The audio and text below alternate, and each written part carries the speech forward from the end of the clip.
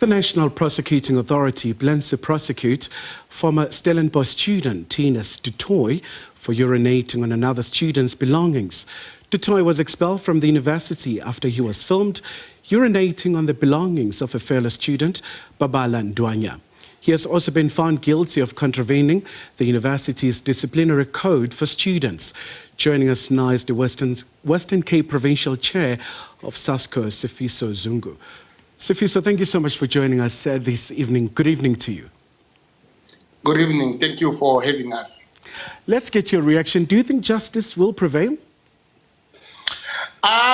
Firstly, for us, it's been long overdue, and when we opened the case, many were thinking that we are crazy. We've been having some follow-up with police to say that we believe this is racism, and everyone was busy challenging us on that. And we are happy with what then today has come from the NPA, to strengthen actually our argument. And at this moment, we are so much happy that at least Theuns du Toit will be taken to task because we understand that actually racism is not just a matter of Stellenbosch University, but is a national crisis of which it needs to be dealt with. And with this one of Theuns du Toit, we believe, us simply because we are students, that is going to set a very strong message, not only to Stellenbosch University, but to South Africa. And this educational institution has been facing a number of incidents. How do we improve race relations there? Now, if you will remember, early in May, when we were protesting against Theuns du Toit, one of our submissions to the university was to say, can we then try and establish a commission of inquiry that is going to investigate racism? Within a period of 2 weeks, the Vice Rector of the University, Wim de Villiers, established that committee that is going to investigate racism. So for us, that was a starting point to say that at least our university is serious and understanding that there's a deeper problem than what has happened in Ismail. There's a lot of issues that are within the university, not only students in the university that face racism, but even staff members, they do face that kind of racism and they do not necessarily speak out, right? So we believe that through this commission, there will be a form of giving everyone a platform to be able to speak, So through that commission, we believe that yesterday in Stellenbosch University, we have a transformation in Indaba, and the Vice Rector,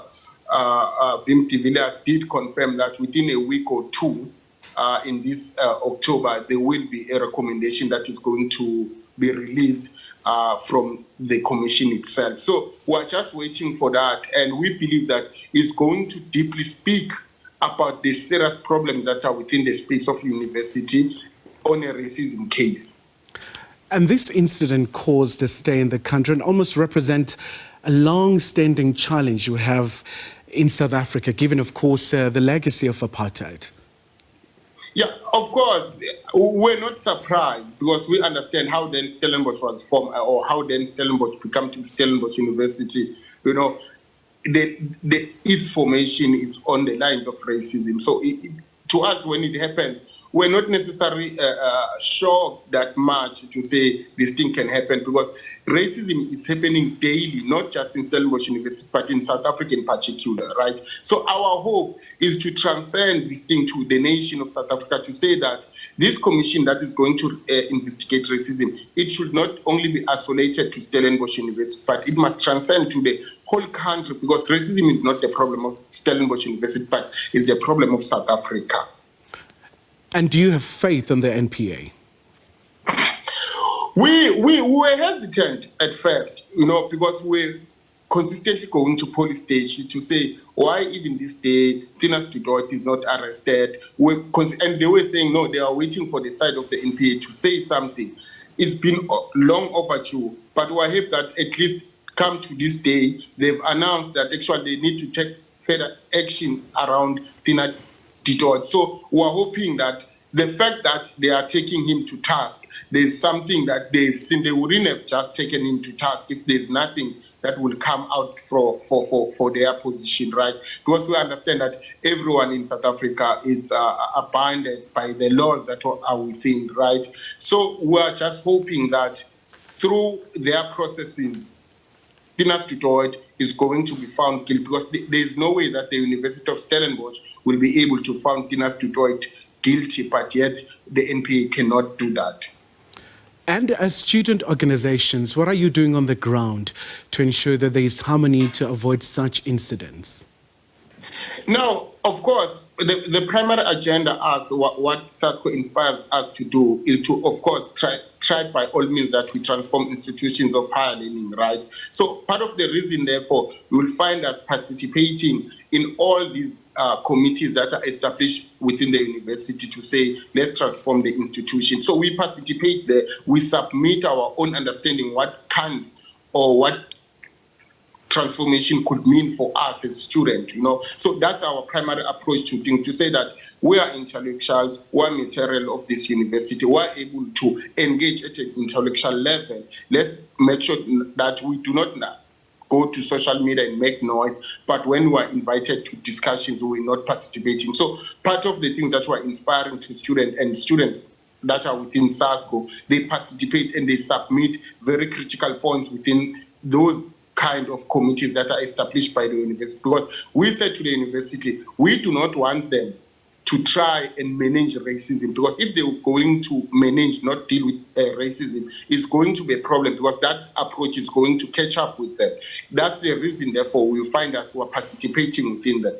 As much as we are hesitant about the recommendations of the commission that is going to come within Stellenbosch University, we have our own reason why we are hesitant about that, because it was not the Stellenbosch University that seated down and wake up in the morning and said that they want to establish a commission. It was students themselves. But when, therefore, the process is going forward, students, they are no longer invited. We do not even know how then former Justice Kampempe was appointed. We just heard on the news when the Vice Rector announced it. We do not know what was the process to say this is a right person who can spearhead this kind of an approach that we want within the university. But however, listening to certain interviews of Justice Kampempe, we have a strong belief, not simply because she's black, but because we understand the role that she has played within South African context when it comes to law. So we believe that through that commission, recommendations that are going to come from her side, they are going to be a beginning of a start where we need to change certain things within the university, because we believe that Stellenbosch University is rotten in racism, because there are many cases that will happen within the university, but they are not necessarily being exposed, and we're fortunate to have this kind of a case that didn't just become the matter of Stellenbosch University, but it was a matter of the nation. That's why we were saying the issue of racism within Stellenbosch University is not just the student issues, it's an issue of South Africa, and South Africa needs to be able, therefore, to deal with those kind of issues.